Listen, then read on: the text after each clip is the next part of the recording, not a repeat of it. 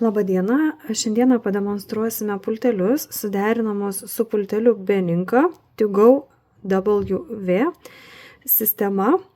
Šie pulteliai gali pakeisti originalius pultelius ir veikti tikrai neprasčiau, gal netgi ir geriau negu originalas.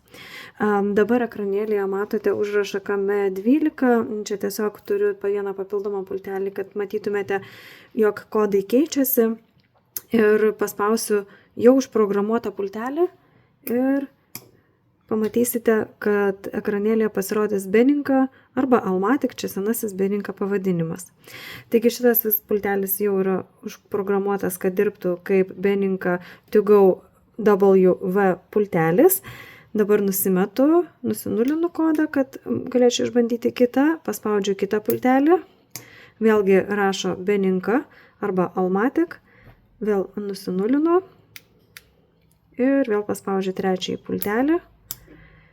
Vėl matome Beninka Almatic parašyta. Taigi šiem pulteliam pakanka pririšimo prie vartų automatikos imtuvo ir jie veikia lygiai taip pat kaip originalas.